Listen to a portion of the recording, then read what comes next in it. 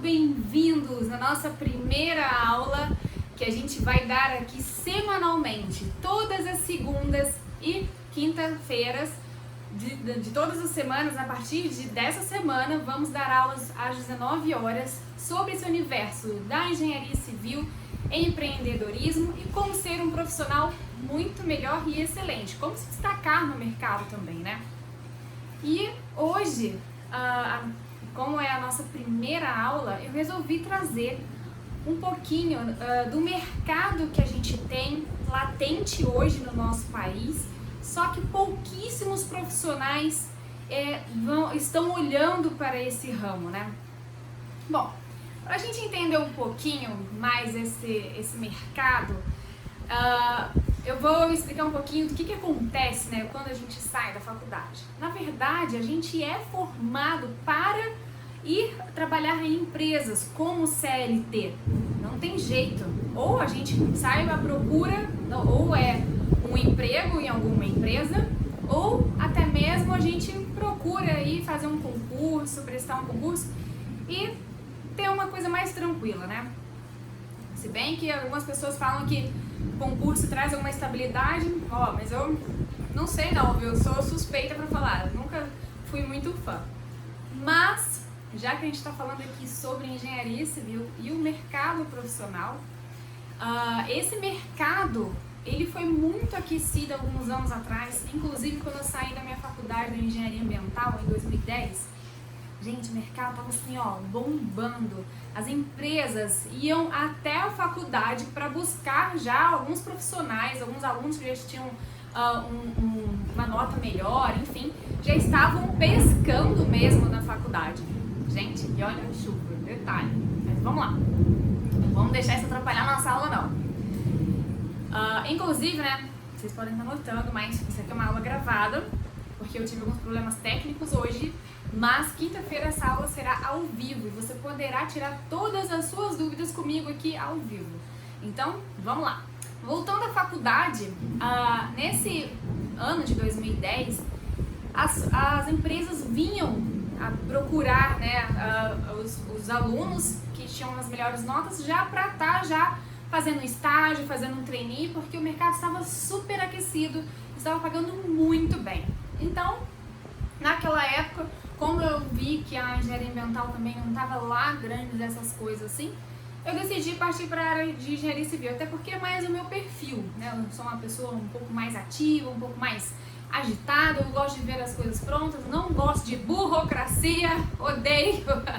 Então eu parti já pro, se o que eu puder depender de mim, eu vou fazer. Então a engenharia civil caiu muito bem assim em termos de perfil de profissional. E aí eu decidi fazer. E como o mercado estava muito aquecido, para vocês terem noção, na época eu entrei como auxiliar técnico em alguns outros meses, sem ser formada ainda.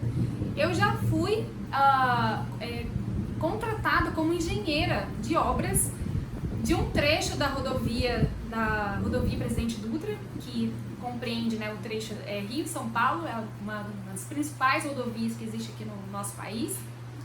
E eu já fui contratada sem ser engenheira civil na época. Eu já tinha noção, óbvio, né? Porque a engenharia ambiental e a engenharia civil acham que não, mas tem muita coisa interligada aí. Principalmente essa parte de drenagem, terraplanagem. Então tem muita coisa a ver. E rodovia é muito disso, né? Tem muitos solos também. Pavimento, então, nem se fala. Então, na época, para você ter noção como que estava o mercado, já estavam procurando profissionais mesmo, porque a área estava carente. E a faculdade, não sei você qual a faculdade que você cursou, mas ela nos prepara muito para essa área de indústria, de empresa, para você sair e já procurar um emprego, né? Porque tudo é voltado ali, todo um esquema formado para você ir para uma empresa. Seja a empresa particular ou mesmo concurso, igual eu já falei aqui. Então, a gente não pensa passa nem assim, nem um décimo assim do nosso pensamento durante a faculdade em abrir uma empresa, não é mesmo? Bom, mas eu, Larissa, eu já pensava em abrir uma empresa lá quando eu comecei a fazer minha faculdade de ambiental. Então Eu já tinha esse desejo dentro de mim, porque eu gosto de fazer as coisas do meu jeito, eu gosto de ter o meu horário, eu gosto de produzir, né? E por que não produzir para mim mesmo? Então, como esse mercado, né, é voltado todo para a área de indústria e de empresas, em 2014 e 2015, quando veio a crise da Lava Jato, no qual destrinchou aí um esquema de superfaturamento de obras que envolvia vários políticos e várias empresas grandes do país, foi efeito dominó, todo mundo caiu. A empresa, as principais empresas de construção do Brasil, e com ela, né, como ela foi deixando de pagar, né, as terceirizadas, porque essas empresas grandes, elas costumam fazer muito esse tipo de serviço, de terceirizar o serviço. Ela é responsável, porém ela terceiriza por conta de mão de obra, de equipe, enfim, ela acha melhor, né, muitas das vezes. Então esses serviços não foram pagos também, foram executados, porém não foram pagos por essas empresas, e aí cada empresa que dependia desse pagamento, todo mundo foi caindo, foi um efeito dominó mesmo, todo mundo se lascou. Foram pouquíssimas as empresas que continuaram, né, nessa época e que estão de pé até hoje, inclusive. Então, assim, desde essa época de 2015 e 2016, foi assim, o ápice, acredito, da crise mesmo para a área da engenharia civil, né? E foi quando as empresas assim começaram a mandar todo mundo embora e despedir todo mundo e foi só reduzindo o quadro. E aí? Até hoje, né? Eu tenho colegas que não estão na profissão, foram viver de outras coisas sem ser a área de engenharia civil. E até mesmo na época que eu comecei, né, quando eu comecei a engenharia civil, eu peguei um pouco o ápice, né, desse boom da engenharia civil no Brasil, mas depois só foi decaindo. Mas poucos colegas naquela época ainda assim já estavam no ramo da engenharia civil. Muitos já estavam em outras coisas, em outros empreendimentos, outras empresas que não tinham nada a ver, né, que não tinham nada a ver, na verdade, com a área da engenharia civil. E aí, a gente fica desesperado, né? Por quê? Acabou o emprego. O concurso, não sei, hoje não sei nem se tá abrindo mais concurso, que eu nem procuro mais ver também, porque eu nunca tive muito interesse. Eu procurava e tal, assim, mas nunca tive tanto, assim, muito interesse. Mas, assim, a gente vê que as coisas degringolaram de verdade e muitas pessoas partiram para outra área. Mas eu tenho uma boa notícia. Sabe por quê? Porque em 2016, né, na verdade, acho que 2016, foi feita uma pesquisa pela Datafolha, solicitada pelo Conselho de Arquitetura e Urbanismo do Brasil Federal, e no qual foi constatado que 85% das obras são executadas por mão de obra informal. É triste, né? É triste saber. Então, assim, só que aqui a gente está falando de um mercado diferente, porque as pessoas acham que a engenharia civil é o quê? É construir um predinho, é fazer aquele conjunto habitacional de Minha Casa Minha Vida. Não abre o leque. E a engenharia civil tem área pra caramba. Eu, por acaso, fui cair numa rodovia. E obra de rodovia, assim, é fantástico, sabe? É um mundo. Então, assim, você vê ponte, vê viaduto, vê passarela, você vê pavimento pra caramba, contenção de encosta, então nem se fala. E olha, tem várias drenagens, assim, que são alucinantes. Eu sou suspeita pra falar de rodovia, porque, ó, tem o meu lugarzinho aqui, assim, bem quentinho no meu coração. Eu adoro. Mas as pessoas costumam achar, né, quem tá também na faculdade acha que a engenharia civil é só prédio, é só casa, conjunto habitacional e tudo mais. Um ou outro já parte para aquela assim, vou construir para vender. Um ou outro. Pouquíssimos. Mas também tem uma dificuldade maior ali, porque você tem que ter um capital já inicial grande para você fazer de giro, né? Porque você tem que pagar as pessoas, tem que pagar o material, enfim. Então já é um pouco mais complicado. Você tem que pedir um empréstimo também, por aí. É um pouco mais complicado. Mas Larissa, eu percebi também, né, depois que eu vi essa pesquisa, eu constatei também, porque foi alguma coisa parecida que aconteceu comigo. Por quê? Que eu, Larissa, quando eu estava fazendo a faculdade de engenharia civil, gente, casa de ferreiro, o espeto é de pau mesmo. Eu não fiz projeto, não fiz planejamento, orçamento, fiz nada. E aí fui fazer uma obra aqui na minha casa, fui fazer uma reforma. E olha, o perrengue que eu tive não tá escrito no GV. E é o perrengue que eu vi que essa pesquisa da Datafolha, que as pessoas passaram também. Então, qual que é o resumo da ópera? As pessoas querem fazer uma reforma dentro de casa. Ok, tá bom, até aí tudo bem. E aí, qual que é o primeiro passo? Vou procurar uma mão de obra para fazer, um pedreiro, né? E aí você começa a falar com seus familiares, com seus amigos, perguntam se já tem conhecimento, se já fez obra, com quem que é uma pessoa de confiança, se é uma pessoa com preço bacana, enfim, aí você começa a fazer aquela pesquisa ali, né, no ambiente ali, com seus amigos, os seus pais e tal, e aí surge uma pessoa. Aí você vai, fala com a pessoa vem na tua casa, faz aquele orçamento e ok, você, nossa, maravilha, vai dar tudo certo. E por mim ia dar, né? Então vamos lá.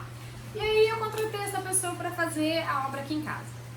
Eu não tinha tempo para ver obra, não tinha. Eu via obra da Dutra, só. Eu vivia para aquela rodovia, eu vivia. Então assim, eu chegava às 7, 8 horas da manhã, saía só às 8 horas da noite, às vezes, inclusive, né? E ainda tinha que ir pra faculdade. Então, assim, era um pouco complicado. Mas, então, eu tinha meu tempo todo tomado por trabalho e faculdade. Ou seja, eu só via obra, eu chegava em casa, era 10, 11 horas da noite. E aí, no outro dia, eu pedia pro pedreiro chegar um pouco mais cedo pra eu orientar ele, pra ele fazer as coisas que deviam ser feitas no dia. Olha, mas que perrengue. Que perrengue, porque ele me ligava no meio do dia e eu não trabalhava perto da minha casa, né, que era uma outra cidade, que é Resende, eu moro em Volta Redonda. E aí eu falei assim, gente, eu não tenho condição de levar material pra você aí, porque ele falava que tava faltando material, era cimento, era areia, cal, enfim, e eu ficava maluca. Eu falei assim, gente, por que você não me falou antes, né? Aí ele, não, mas eu preciso agora, senão eu não tenho mais o que fazer aqui na sua casa, eu vou embora. Aí você vai falar o quê? Você não pode sair do trabalho. Então, o que você vai fazer? Então tá, vai embora, amanhã você continua. E aí, só foi assim. Só foi enrolando. Eu não tinha condição de ver nada. Eu chegava e pedia pra ele fazer alguma coisa. Eu não tinha projeto, né? Não tinha planejado, não tinha feito orçamento, não tinha feito porra nenhuma. Desculpa, não, mas não tinha feito nada disso. E aí, o que acontece? Só dor de cabeça. Só dor de cabeça. E é exatamente o que as pessoas dessa pesquisa da Datafolha falaram, que tiveram uma experiência similar a essa que eu estou contando aqui. Eu estou falando a minha história, estou falando aqui o que eu passei na pele. E foi muito desperdício de material, de dinheiro, porque eu falava que eu tinha que fazer uma coisa, que fazia outra, eu tinha que desmanchar. E aí, nossa, e aí me dá até arrepio hoje na hora de lembrar dessa obra, porque realmente foi só dor de cabeça. E eu entendo essa má fama de obras residenciais, comerciais, de pequeno e médio porte terem, que é um problema. É realmente um problema. Mas eu pensei comigo, né, depois de ver essa pesquisa e tudo mais, aliás, um pouco antes, porque eu vim de grandes obras complexas, no qual exigia um detalhamento de orçamento e planejamento muito minucioso. Então eu pensei, por que não tem uma pessoa para fazer, né, um gerenciamento da obra, para que a pessoa não passe essa dor de cabeça igual eu tive que passar dentro da minha casa aqui. Aí eu pensei assim, por que não? Vou pesquisar esse mercado. Foi quando eu encontrei essa pesquisa da Datafolha falando que 85% das obras de pequeno porte, residenciais e comerciais são feitas por mão de obra informal. E aí? 85%, gente. Olha o mercado, olha o tamanho do mercado que eu tô falando. Isso em 2015, 2016, se eu não me engano, a pesquisa. Olha o tamanho do mercado. Apenas 15% dessas pessoas contrataram um especialista, ou seja, um arquiteto, um engenheiro, para fazer a obra. Para fazer a obra não é só executar, né, gente? Tem que fazer o projeto. Olha, já cansei de falar aqui no meu Instagram, mas eu falo aqui de novo. Então, para você fazer uma obra, precisa o quê? Você precisa dos projetos. Os projetos de arquitetura, os projetos complementares, né? O que seriam os projetos complementares, Larissa? Os projetos de elétrica, de hidráulica ou de estrutura. Então, todos esses projetos têm que estar muito bem detalhados, principalmente se você tiver o de arquitetura executiva, é maravilhoso, que ele vai te dar um norte muito maior aí do que somente o layout, que é o que costumam entregar, né? Mas, se você tiver todos esses projetos na mão, o que você vai fazer? Vai sentar, vai estudar esses projetos, vai levantar todos os quantitativos, planilhar, fazer uma estrutura analítica de projeto, no qual a gente chama, né, que é a EAP, não sei se vocês conhecem, mas EAP é uma estrutura analítica de projeto, no qual você destrincha as atividades em sequência. E aí você destrinchando essas atividades em sequência, você já sabe quais são as atividades que você tem que executar na obra, ou uma reforma, enfim. E aí você tem lá, você coloca o valor da mão de obra, o valor de material, somados os dois, você tem o valor aí total da obra. Isso aí não deixa de ser o quê? É um orçamento analítico. Então, depois da estrutura que você vai fazer, estrutura analítica de projeto, você consegue aí destrinchar os valores também. Os valores de mão de obra unitários, né? De mão de obra e de material, que somasse dá o valor total daquele item. E aí, se você fizer vários itens nessa estrutura analítica, que com certeza vai ter, você vai ter o valor total da obra. Então não deixa de ser, isso aí é uma planilha, né, que a gente chama de orçamento analítico da obra. Então depois desse orçamento analítico, você vai entender qual que é o valor total e você já vai ter ali um esqueleto da onde que você vai tirar os valores, né, da onde que saem aqueles valores. Você não está calculando do nada, você fez um estudo, tanto é que eu chamo de esse processo, né, que você faz a estrutura analítica de projeto, você coloca os preços unitários, você tem o valor total da obra, eu chamo de estudo de viabilidade financeira. Então, depois que você faz esse estudo de viabilidade financeira, você entende o quê? Você já tem o serviço, já sabe lá qual o quantitativo de cada serviço unitário. Então, se você sabendo o valor unitário, você já tem o valor total e sendo que você já tem a quantidade também, você já consegue estimar o prazo que você tem para fazer aquele serviço, aquele item lá que está no escopo. Então, com esses itens, a gente consegue aí somar aí todos os prazos, né? Lógico que a gente tem que colocar uma gordurinha, mas isso aí eu vou falar um pouco mais pra frente, eu vou falar mais detalhado em uma aula mais pra frente. E aí eu vou explicar detalhadamente o que é, né? Tudo isso, mais certinho. Mas a gente tem aí, coloca uma gordurinha e a gente tem o prazo.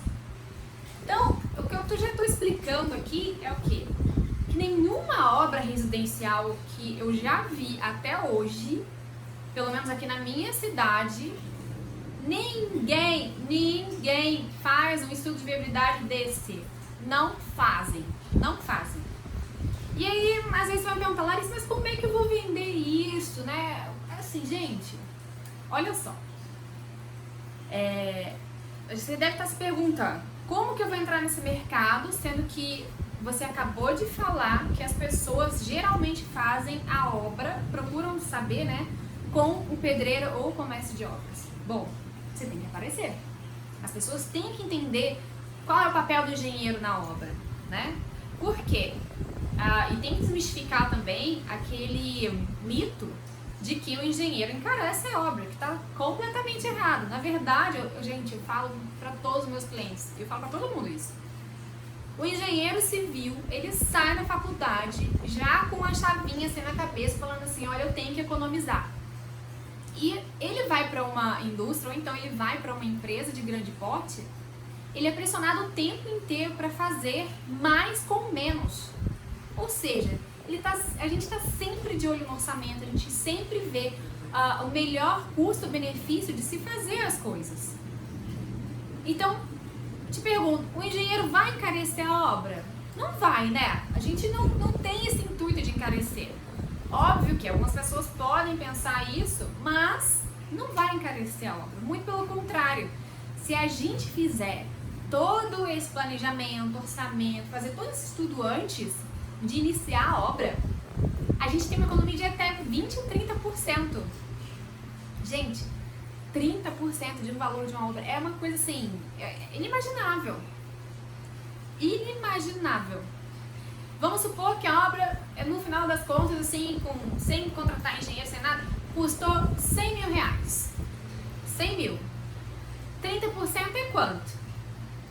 30% é 30 mil reais. 30 mil reais de economia.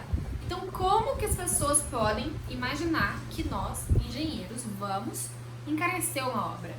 Muito pelo contrário, estamos aqui justamente para ajudar. A gente tem esse perfil analítico, que a gente analisa as coisas, sempre vê qual é o melhor custo-benefício para justamente economizar. Ou seja, não desperdiçar dinheiro também, óbvio, né?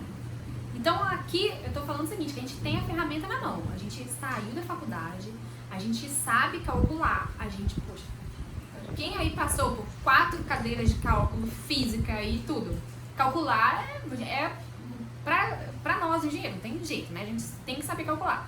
Então a gente tá sempre ali analisando e vendo qual que o que é melhor, sabe? Vendo se aquele produto, por exemplo, vamos ver um piso. Aquele piso e tal que o cliente escolheu, ele quer para uma área externa. Você vai falar assim, olha, esse piso não vai ser legal para a área externa, porque ele não tem tanta durabilidade assim, é melhor pegar um outro tipo de piso, né? Como um piso PI5 e tal, né? Que tem mais resistência. Então, tudo isso aí a gente vai orientando o cliente para que ele consiga, né, adquirir e fazer uma aquisição de um produto bom e que vai atender ele de qualidade. E nem tudo que é muito caro também é muito bom. E nem tudo que é ruim, né, também, muito baratinho, é ruim. Então, tem essas duas nuances. Então, a gente está aqui para justamente avaliar todos os cenários possíveis. E a gente avaliando esses cenários possíveis, a gente vai dizer para o cliente qual é o melhor custo-benefício, né? Então, por que no mercado não tem isso, gente? Não tem. Não tem pessoas fazendo isso.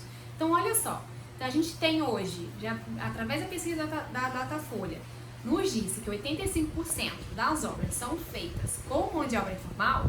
Cadê os engenheiros e arquitetos para estar fazendo a obra, gente? Cadê? Então, tem o mercado. Agora só falta as pessoas.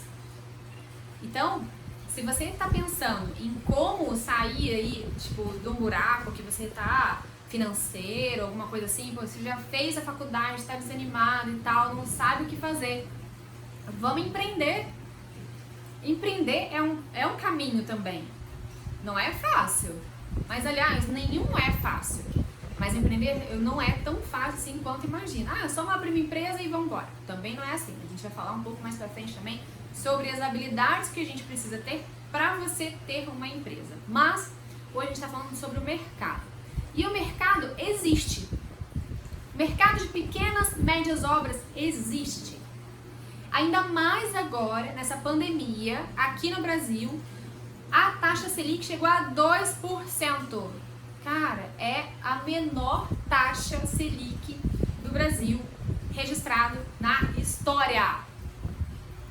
E o que é taxa Selic? Larissa, tá bom, vamos lá. Taxa Selic é a taxa básica que rege os juros do nosso país. Ou seja, se ela baixou, as taxas de juros de empréstimos, por exemplo, diminuíram também. Então, ou seja, o mercado está um pouco mais aquecido. Por quê? Porque as pessoas têm mais facilidade de adquirir crédito no mercado financeiro. Então os bancos estão aí, né, avaliando mais pessoas, as pessoas querem pegar mais empréstimos, inclusive para construir a própria casa. Por quê? Porque há um mercado também muito grande para isso. Por que o governo, por exemplo, implantou esse programa Minha Casa Minha Vida? Porque há inúmeras famílias que não possuem casa própria. E é um déficit assim enorme e todo mundo sonha em ter a sua casa própria. Então por isso que muitos partem, né? A primeira coisa que quando pensa para empreender é construir para vender. Mas como eu falei, é um pouco mais difícil por conta de você ter aquele capital inicial, né? De adquirir empréstimos. Olha, ó, é uma boa época também para você também pedir empréstimo para você começar a fazer exatamente isso, construir para vender. Porque as taxas de juros estão lá embaixo. Então você vai adquirir um empréstimo com uma taxa de juros bem baixinha e conseguir ter um lucro maior aí na hora que você fizer, né, a venda dessas casas que você construir. Então, voltando aqui a esses empréstimos, o mercado está aquecidíssimo. As pessoas querem comprar imóveis. Querem comprar. E não só comprar, mas como a pandemia também veio e com ela alguns hábitos que a gente tem foram mudados, a gente teve que ficar em casa. Então, muitas pessoas começaram a fazer reforma também em casa. Sabe por quê? Porque, sabe aquela coisinha que tem um furinho ali na parede, que eu tô vendo até aqui um agora, que eu coloquei uma persiana aqui nesse quarto aqui, nesse meu escritório, e eu tirei a persiana e ficou um furinho. Eu tinha, aí não tem mais. Aí o que acontece? Tá o furo lá no cara da parede.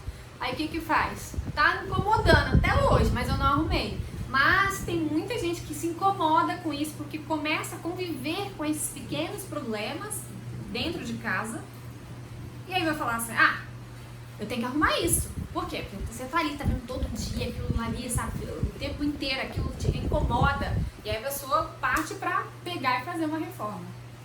Tanto que você pode ver, pelo menos aqui na minha região, aqui no Rio de Janeiro, houve falta de materiais de construção. Então, o que quer dizer? Que o mercado está realmente muito aquecido nessa questão de obras residenciais de pequeno e médio porte. Então, o que você acha de fazer a gestão, planejamento, orçamento dessas obras que estão surgindo agora? As pessoas precisam de ajuda.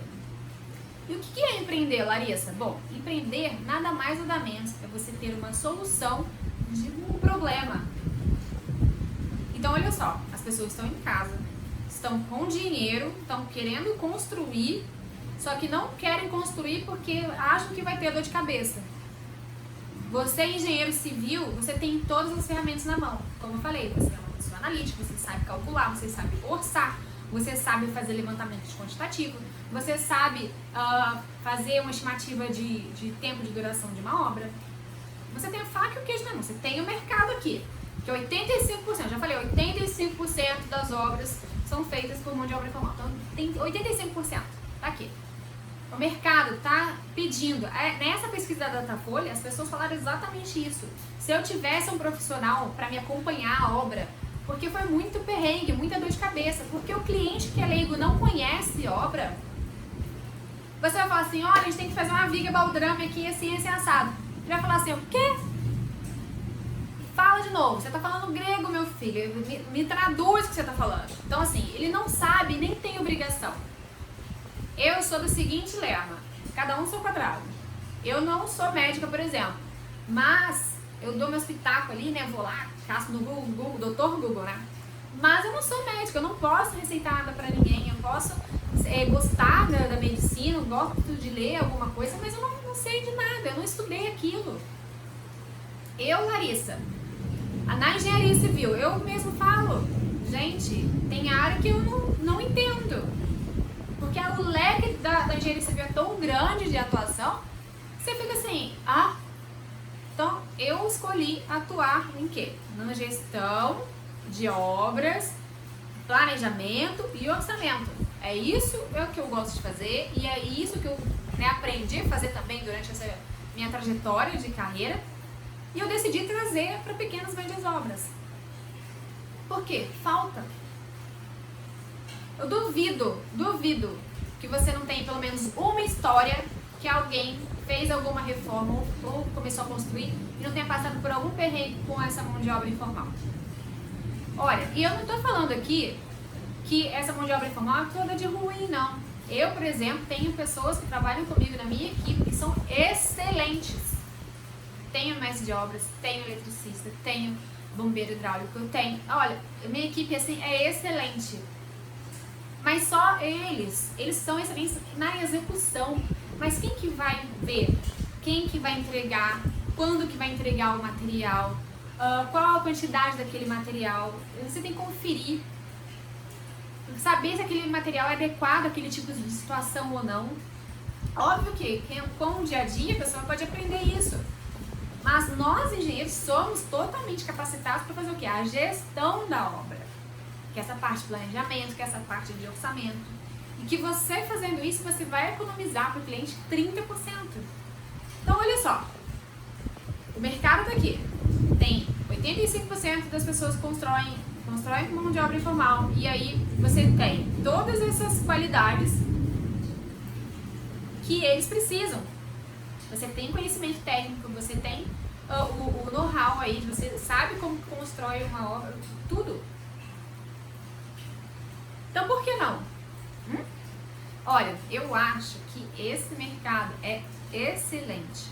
Eu estou atuando nele há pelo menos há 2 anos. E assim, eu tenho tido bons resultados.